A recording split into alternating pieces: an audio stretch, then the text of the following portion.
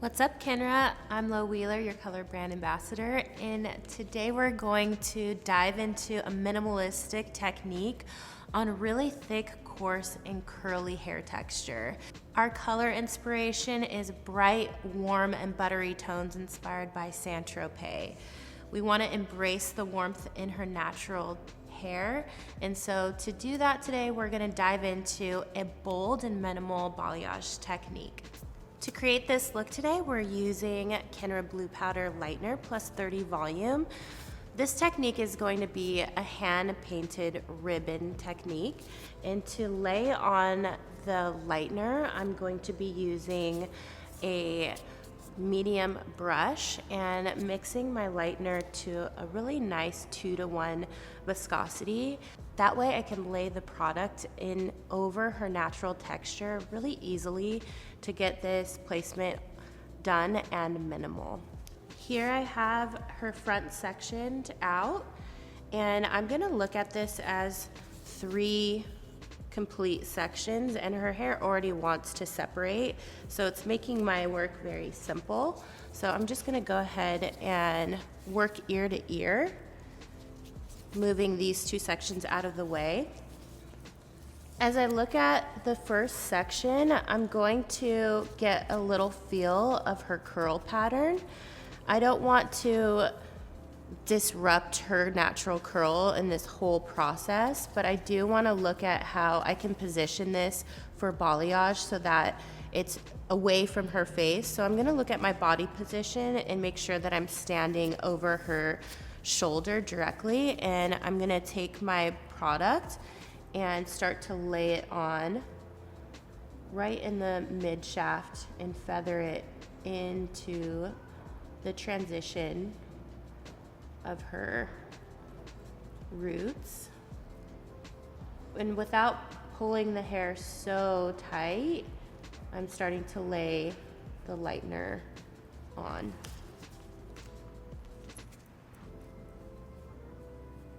As I get through the mid shaft of the first section, I'm going to start to saturate the lightener through the mids and ends.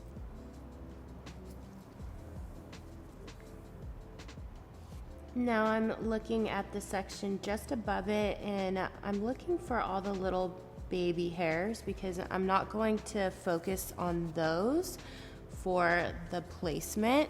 I'm just going to move those to the side and just notice where they are so that I'm aware of where her true hairline is.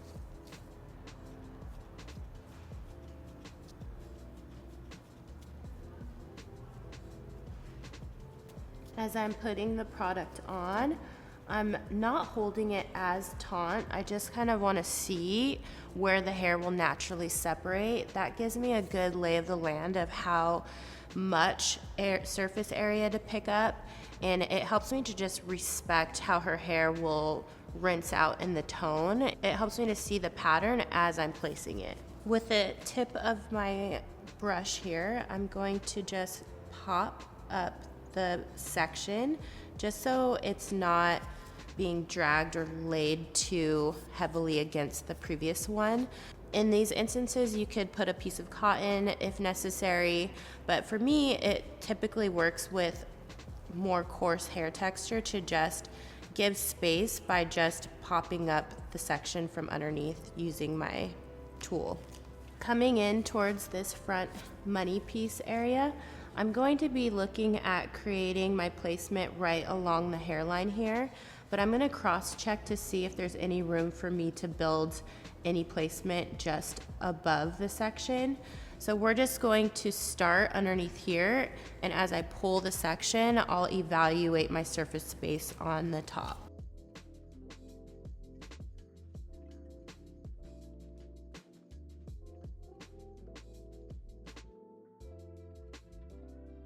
Now that I'm at this point, I'm gonna take the section, lay it on my hand, and then I'm gonna go ahead and saturate the top mid section. That way I can get a nice, bright, heavy accent piece in the front. Now we're gonna set up the other side in a similar structure.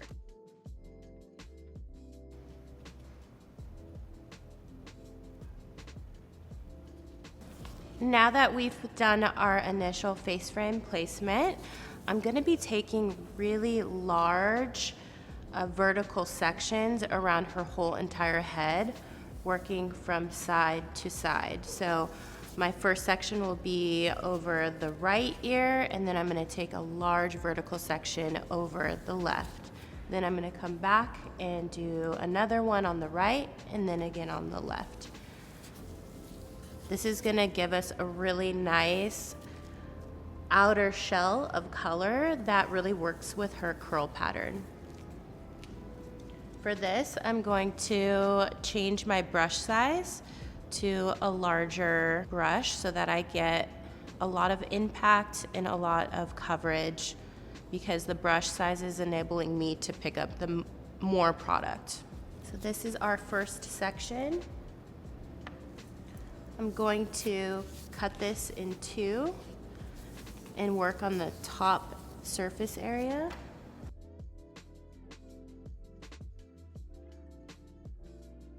Now connecting the top and the bottom of the section, I'm able to tip out the whole surface area as a whole.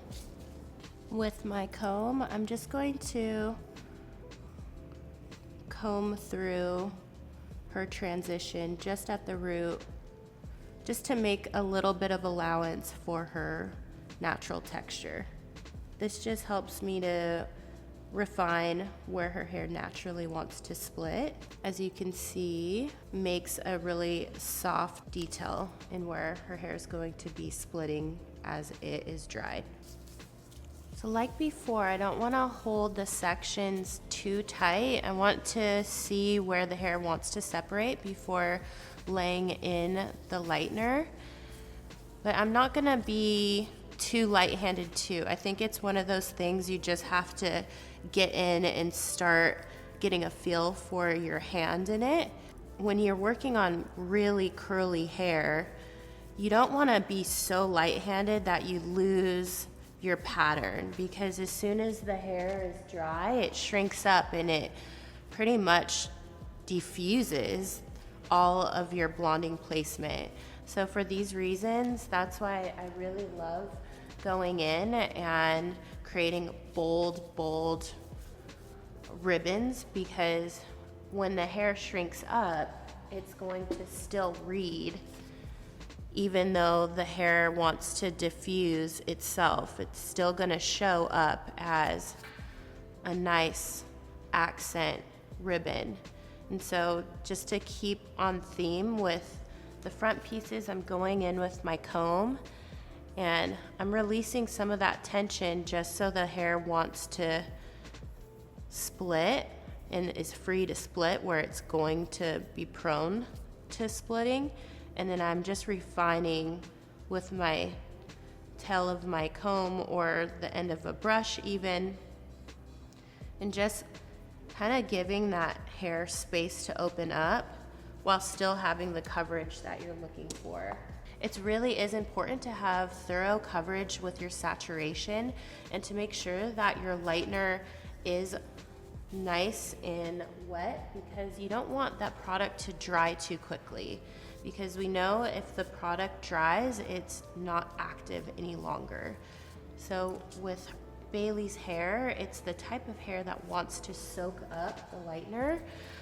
So it's even that much more important that we keep mixing fresh batches and we mix the lightener a little bit looser. My rule of thumb is mixing 2 to 1, meaning 2 parts developer to 1 part lightener, because we know as the lightener starts to swell, it gets firmer and firmer. So in her case scenario, I might bend the rule slightly and mix it a little bit wetter, just so that her hair doesn't just absorb all of the moisture of the lightener. I'm loving this wide tooth comb dealing with Bailey's texture too, because it helps me to look at where her curls are, and it also helps me to kind of untangle any hair that might be intertwined.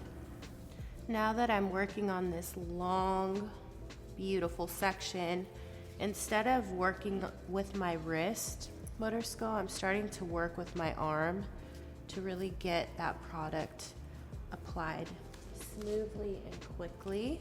When you have a curly haired client in your chair for a balayage, is that their curly hair is so forgiving, especially coarse textures, because again, when the hair is in its dry form, in its curliest form, it does diffuse. So you want to make sure that when you're starting your balayage, you just get the product on there so that it starts lifting, because a lot of those details come in the tone, and then when you're styling, it all diffuses. So my biggest tip to remember is to be bold and to work with instinct, and not to overthink it, and not to take too many tiny little sections. Okay, now we're in our final section.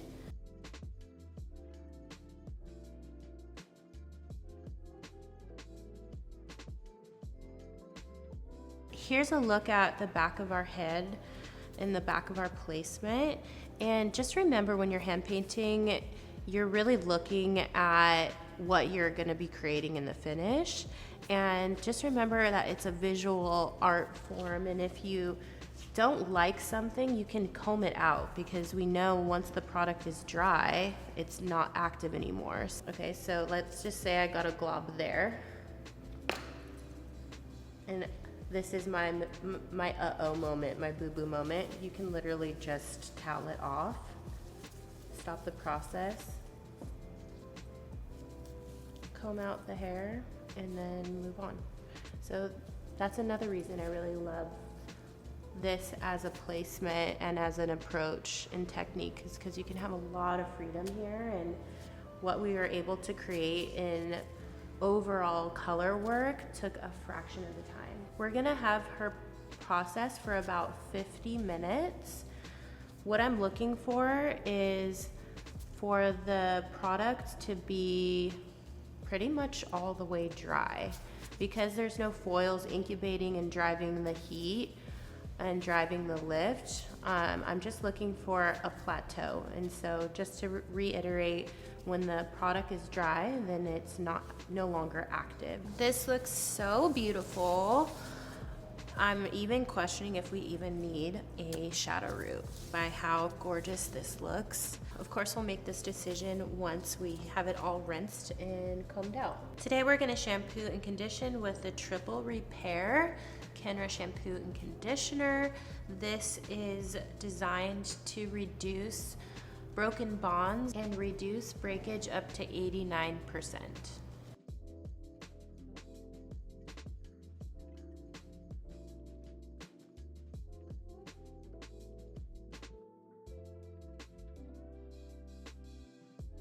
This is our raw lift, and we achieved such a beautiful, bright, clean lift with the perfect amount of buttery tone. So I don't find it necessary to neutralize or even shadow, because her hair is perfectly softened, and as it springs up, it's gonna look even softer. So I feel like we're right on track. This is why I chose clear, because we want to make sure that her cuticle is sealed and softened. Clear is under the Demi-permanent Creme collection, and you mix it 2:1 with 9 volume. Because clear has no underlining pigment or base level, we're really looking at this as a treatment. So my intention is to let this process for 10 minutes to seal the cuticle and make sure that the hair is nice and softened, and it will give us a little bit of shine as well. For styling, I'm going to be avoiding combing through Bailey's natural hair and curl pattern.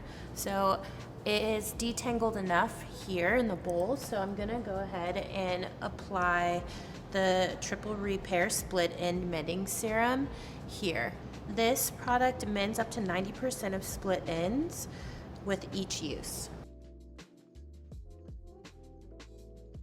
For added dimension and curl, I'm going to apply mousse right over the prepping product.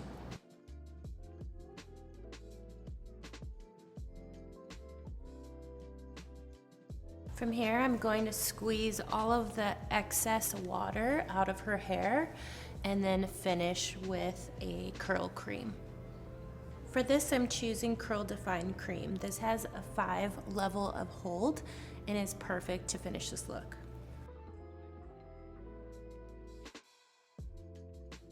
Without combing her hair, I'm gonna take her right back to the chair and defuse her.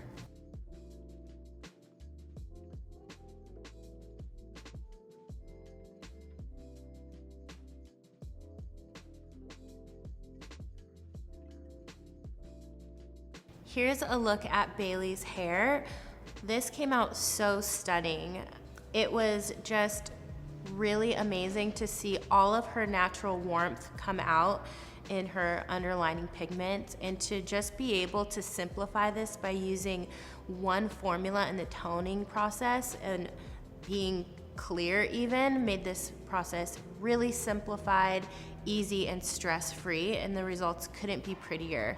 So just to recap, we used 30 volume plus Kenra blue powder, and we did these beautiful big bold face framing ribbons and huge diagonal painted pieces throughout the exterior crown of her hair.